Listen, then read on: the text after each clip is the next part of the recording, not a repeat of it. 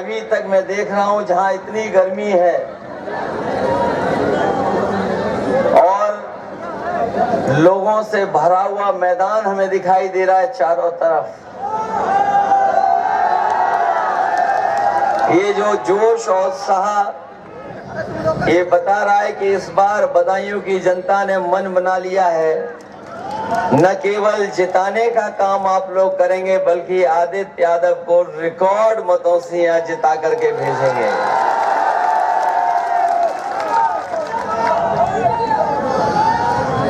वैसे तो तोते उड़ने वाली बात आ गई है सामने। तोते जब उड़ेंगे तब उड़ेंगे, लेकिन मुझे पता है कि दिल्ली वाले भी बदायूं आए हुए हैं और उनके पास सब सूचना और जानकारी का तंत्र है। जब उड़ेंगे तब उड़ेंगे, लेकिन उनके तो आज ही तोते उड़ गए होंगे आपकी जानकारी करके। हम लोग सब जितने मंच में साथी बैठे हैं वो आदित्य यादव जी के लिए वोट मांगने आए हैं। और मुझे याद आ रहा है जब मैं पहली बार मंच पर चुनाव लड़ने गया था, हमारे पुराने साथी जिन लोगों ने वो चुनाव देखा होगा, उस चुनाव में जब मैं अपने लिए वोट मांगने गया था तो केवल मैंने नेताओं के नाम लिए थे और केवल सहयोग की अपील कर करके बैठ गया। मैं जब भाषण खत्म हो गया तो मुझे याद है कि नेताजी ने दोबारा कहा कि दोबारा भाषण दे दो, पूरा करोगे। और उस समय के लोगों को याद होगा कि मैं फिर नाम लिया और अपने लिए सहयोग की अपील कर करके बैठ गया। लेकिन मैं देख रहा हूं आज आदित्य यादव को आप लोगों ने, बदायूं के लोगों ने नेता पहले ही बना दिया। ये इनका लोकसभा का पहला चुनाव है। ये पहला चुनाव लड़ने आए हैं आपके बीच में। यहाँ का नौजवान, यहाँ का बुजुर्ग, यहाँ का किसान भाई, यहाँ उपस्थित जितने साथी हैं, सब इनकी मदद करना, एक एक वोट दे करके इनको जिताने का काम करना। ये बदायूं की धरती ने हमेशा संदेश दिया है और ये ऐसी धरती रही है जहां पर न केवल उत्तर प्रदेश बल्कि देश और दुनिया को संदेश देने का काम इस धरती से हुआ है। यहाँ की गंगा जमुनी तहजीब को लेकर के ये जो हमारी मिली जुली संस्कृति है, ये मेल मिलाप का हमारा जो समाज बना है, इसकी पहचान बहुत अलग दिखाई देती है। एक भी आदमी रुक नहीं पाएगा। जहाँ तक चुनाव का सवाल है, पूरा कूद जाएगा। जो लोग चुनाव को देख रहे होंगे वो जानते होंगे समझना नहीं, ये भारतीय जनता पार्टी के लोगों ने और भारतीय जनता पार्टी के लोग संविधान और हमारी आपकी जान के पीछे पड़े हुए हैं। एक तो ये संविधान बदलना चाहते हैं और दूसरा वो कोविड वाली बात आपके सामने आ गई होगी कि जो उन्होंने वैक्सीन लगवाई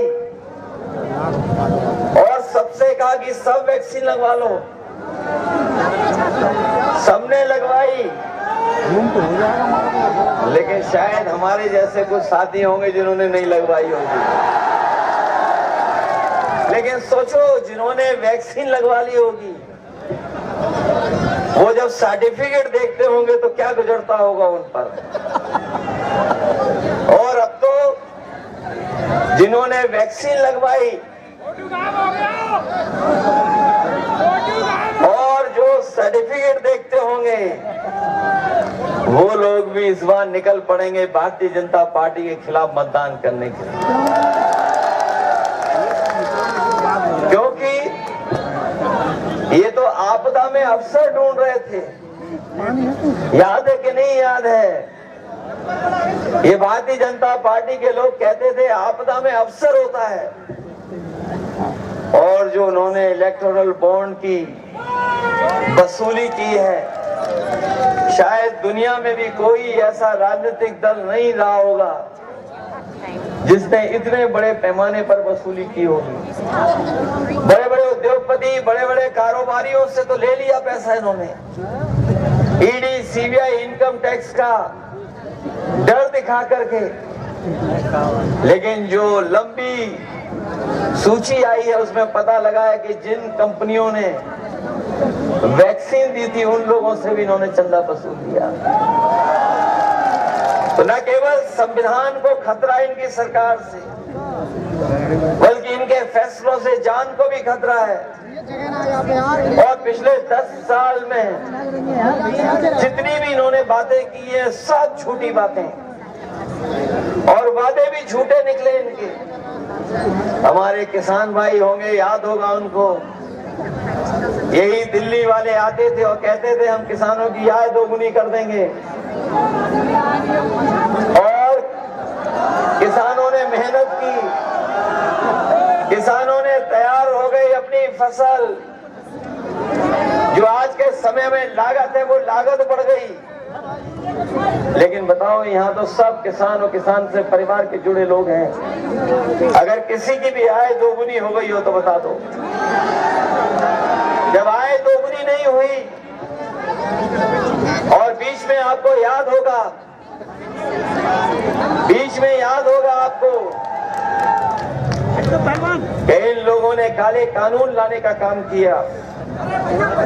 और वो अगर काले कानून आ गए होते तो हमारा किसान और किसान की पैदावार उद्योगपतियों के हाथ में चली जाती। यही इसी देश के किसान जाकर के दिल्ली पे धरने पे बैठ गए, सालों साल बैठे रहे।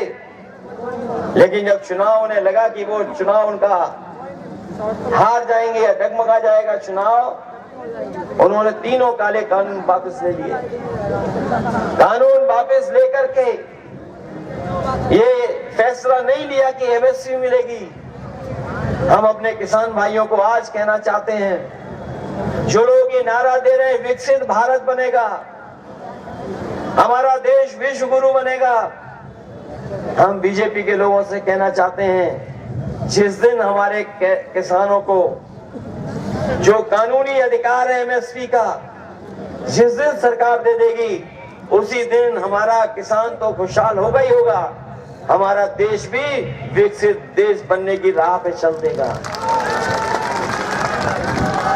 जहां इन्होंने विकसित यात्रा को गांव-गांव पहुंचाया था, अगर हमारे किसान भाई और जो प्रधान लोग बैठे होंगे यहाँ, अगर प्रधानों ने न सहयोग और मदद की होती तो इनके गांव में भी विकसित भारत के कोई कार्यक्रम नहीं हो पाते। और जब इन्हें वोट चाहिए था तो ये राशन दे रहे थे, और राशन में रिफाइंड तेल और न जाने क्या क्या दे रहे थे, नमक। और आज क्या दे रहे हैं आपको?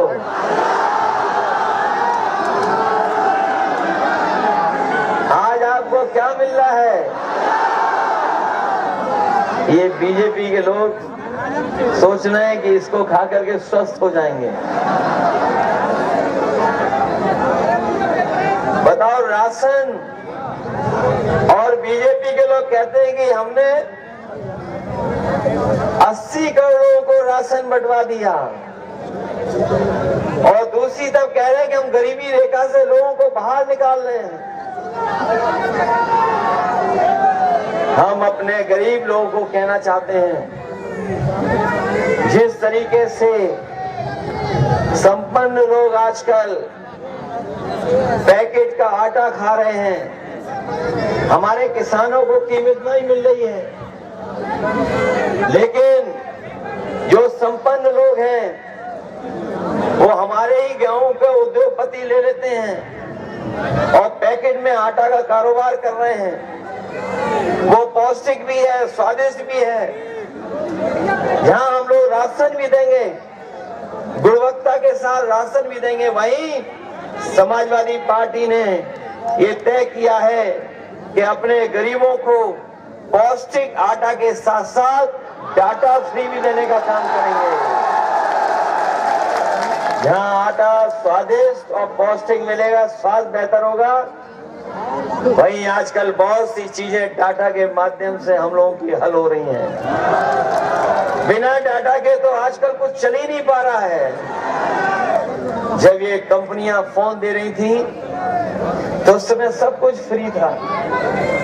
जब सबके हाथ में चला गया तो कीमत वसूल रहे हैं, और आज इसके माध्यम से हर जानकारी हासिल हो रही है, सरकारी योजनाएं पहुंच रही हैं। सरकारी योजनाओं के साथ साथ अगर आपको जानकारी हासिल करना चाहते हो, इसके न केवल इससे हमारा बाजार चल रहा है बल्कि हमारा जीवन भी आसान कर दिया।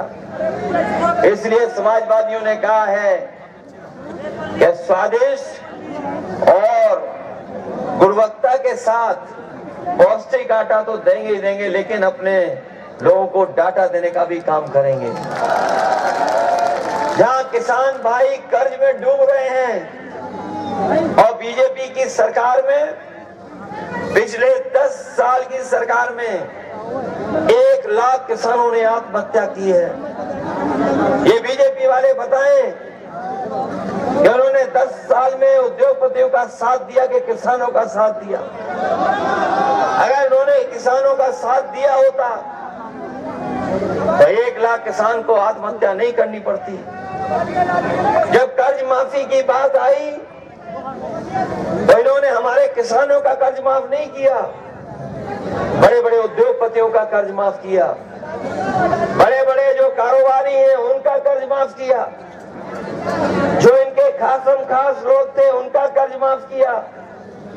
हम अपने किसान भाइयों को कह करके जा रहे हैं कि इंडिया गठबंधन ने तय किया है कि जब भी सरकार में आएंगे तो अपने किसानों का पूरा कर्ज माफ होगा। और इसलिए कर्ज माफ होगा क्योंकि ये उद्योगपतियों का, कारोबारियों का कर्ज माफ कर रहे हैं। इन बीजेपी वालों को गरीबों का कर्ज माफ न करना पड़े तो नियम बनाया था कि 5 करोड़ से ऊपर जिसका कर्ज है उसका बैंक से माफ होगा। वो जानते थे कि अगर लाखों में कर्ज माफ करना पड़ेगा तो हमारे किसानों की भी गिनती आ जाएगी। इन्होंने जो नियम बनाया वो ये नियम बनाया कि 5 करोड़ से ऊपर जिसने कर्ज लिया है उसका कर्ज माफ होगा। लेकिन हमारे यहाँ सब लोग जानते होंगे, जो यहाँ पर मौजूद होंगे, उनका कर्ज लाखों में होगा, करोड़ों में नहीं होगा। इसलिए अगर वो 16 लाख करोड़ बड़े बड़े उद्योगपतियों का माफ कर सकते हैं और लाखों का कर्ज हम लोग किसानों का माफ कर करके उनको खुशहाल बनाने का काम करेंगे। जहां एक तरफ हमारा किसान महंगाई से लेकर के परेशानियों का सामना करना पड़ रहा है उसको, वहीं हमारे नौजवानों के हाथ में कुछ है ही नहीं। जो कुछ ये पा सकते थे वो सरकार ने छीन लिया। यही नौजवान जो तैयारी कर रहे थे, मेहनत कर रहे थे, कोचिंग कर करके परीक्षा देने की तैयारी कर रहे थे, इन्होंने लगातार मेहनत की और जब परीक्षा देने जाते थे और जब घर लौट करके आते थे तो पता लगता था कि परीक्षा का पेपर लीक हो गया। और परीक्षा का पेपर एक लीक नहीं हुआ है, अगर पूरे पेपर गिनोगे तो अभी तक 10 से ज्यादा पेपर लीक हुए हैं। 10 से ज्यादा पेपर लीक हुए। और ये जो पुलिस भर्ती हुई थी अभी, जिसमें सरकार ने कहा कि हमने इंतजाम किया है, सुरक्षा दी है, सब कुछ बेहतर कर दिया है, 2 दिन परीक्षा चलाई, लेकिन जब बच्चे घर लौट करके आए तो उन्हें पता लगा कि पेपर लीक हो चुका था। कुछ लोगों को पूरे के पूरे नंबर मिल जाएंगे। और अगर वो परीक्षा नहीं कैंसिल होती तो हो सकता था 8 या 10 लाख बच्चे ऐसे होते जिन्हें 100 में 100 नंबर मिल जाते। तो सरकार के सामने संकट था कि जब 100 में से 100 नंबर आ जाएंगे तो बताओ उनको नौकरी कैसे देंगे। वो पेपर भी लीक हुआ और हमारे बच्चों का भविष्य अंधकार में डाल दिया। ये बीजेपी वालों को हम गणित बता दें कि जहां अगर 60 लाख बच्चों का पेपर लीक हुआ है और केवल उनके माँ बाप को जोड़ दें अगर, तो एक परिवार सरकार में 3 सदस्य इस सरकार के खिलाफ है, 3 वोट। और अगर 60 लाख हैं लोग ऐसे, तो 60 लाख का गुणा 3 से तो वो 1,80,00,000। और यही 1,80,00,000 अगर 80 लोकसभाओं से भाग दे देंगे तो कोई लोकसभा ऐसी नहीं है जहां पर 2,25,000 वोट इनके खिलाफ न पड़ने जा रहा हो। तो बताओ ये बचेंगे कैसे? बताओ एक लोकसभा में अगर 2,25,000 वोट कम हो रहा हो केवल नौजवानों की वजह से, तो बताओ ये बचेंगे कैसे? इसीलिए आपने देखा होगा पहले कह रहे थे 400 पार,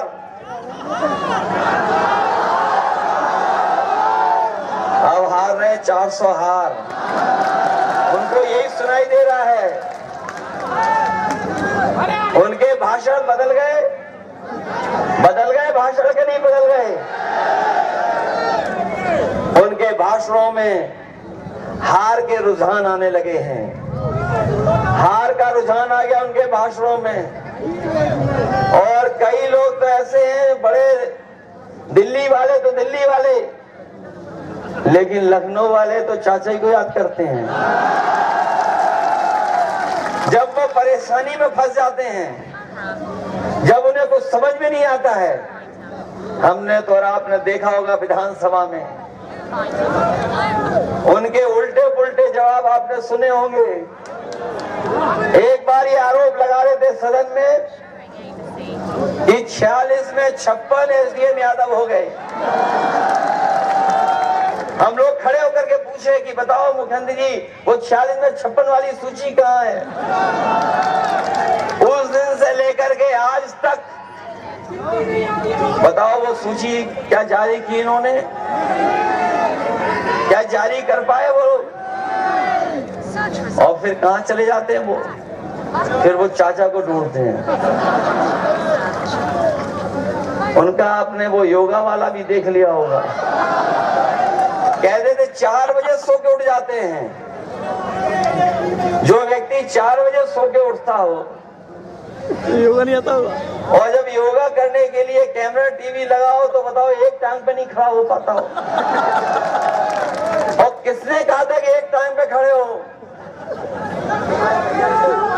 लोग मालूम कर लेते तो नहीं पकड़े जाते। बताओ पकड़े गए कि नहीं पकड़े गए? ये बहुत अलग तरह के लोग हैं।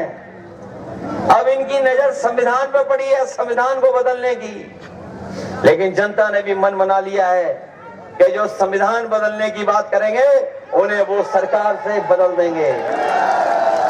जो लोग डबल इंजन वाले थे, बड़ी बड़ी होर्डिंग लगा रहे थे डबल इंजन की, ये जो डबल इंजन वाले लोग हैं, होर्डिंग देखना बड़े बड़े शहरों में लग गई होंगी। होर्डिंग लगी है, बड़ी बड़ी होर्डिंग लगी थी। बरेली में देखा, और जगह देखा, हो सकता बदायूं में भी लगी हो। जो डबल इंजन वाले थे उनका एक इंजन पहले से ही गायब है, केवल एक इंजन बचा है। उसको बदायूं वाले वोट डाल करके हटा देंगे। ये संविधान बदलना चाहते हैं। और न केवल संविधान बल्कि हमारे नौजवान में देख रहा था, जिनकी बाजुओं में ताकत होती है वही खंबे पे चढ़ पाते हैं। अगर इन नौजवानों को दौड़ने का मौका मिल जाए, नौकरी करने का मौका मिल जाए, तो वो खंबे थोड़ी चढ़ेंगे, नौकरी करने जाएंगे। बताओ ये नौकरी कैसी नौकरी दे दी फौज की इन्होंने? ये अग्निवीर जो नौकरी है 4 साल की, हम नौजवानों को कह करके जा रहे हैं कि हम कभी स्वीकार नहीं कर रहे इस नौकरी को। और जब भी सरकार में आएंगे तो पहले जैसी नौकरी जो पक्की नौकरी होती थी, जिसमें वर्दी और पेंशन और सम्मान मिलता था, वही नौकरी करने का काम करेंगे। ये खाकी वर्दी वाले कभी कभी गुस्सा दिखाते हैं हम लोगों पर। ये खाकी वर्दी वाले भी कभी कभी गुस्सा दिखाते हैं। ये लोग भी समझ लें कि बीजेपी अगर दोबारा सरकार में आ गई तो इनकी 3 साल की नौकरी हो जाएगी। ये सोचते हैं ये कैसे हो जाएगा। कभी कभी पत्रकार साथी पूछते हैं ये कैसे हो जाएगा। मैं उनसे पूछता हूँ, बताओ आपको पता था कि फौज की 4 साल की नौकरी हो जाएगी? क्या आपको पता था आधी रात आकर के नोट बंद हो जाएंगे? क्या आपको पता था? तो सोच लीजिए आप लोग भी कि फौज की 4 साल की नौकरी और हमारे खाकी पहनने वाले भाई लोगों की 3 साल की नौकरी। ये जो सरकारी विभागों में आउटसोर्स की नौकरी है, क्या ये आधी अधूरी नौकरी नहीं है क्या? ये नौकरी आधी अधूरी नहीं है क्या? जब चाहते तब निकाल लेते हैं कॉन्ट्रैक्ट में लेकर के नौकरी। और यही नहीं, क्योंकि ये संविधान में जो हमें हक और सम्मान मिला है, संविधान जो हमें अधिकार देता है, उसको छीनने का नया तरीका निकाला है। जो चीजें सरकारी थी उनको बेच रहे हैं, उनको प्राइवेट हाथों में लेकर के ले जा रहे हैं। सोचिए अगर वो प्राइवेट हाथों में चली जाएंगे तो क्या हमें और आपको आरक्षण मिलेगा क्या? ये जो हवाई जहाज वाली कंपनी थी सरकार की, विभाग की, जिसमें 1 लाख के लगभग लोग नौकरी पाते थे, अगर 1 लाख नौकरी सरकारी होती थी तो हमारे पीडीए परिवार के न जाने कितने परिवारों के बच्चों की नौकरी लग जाती थी। ये पीडीए परिवार को धोखा दे रहे हैं। अभी तो जहाज वाली कंपनी बेची इन्होंने, रेलवे भी बेचना शुरू कर दिया है, LIC भी बेची है इन्होंने, पानी के जहाज वाली जो बंदरगाह वो बेच दिए, और बहुत सारी बड़ी बड़ी संस्थाएं जो हमारी टेलीफोन कंपनियां थी उनको बेच दिया। डिफेंस को भी प्राइवेट हाथों में दे रहे हैं। तो सोचो जब सब निजी हाथ में चला जाएगा तो बताओ हमारे और आपके आरक्षण और नौकरी का क्या होगा?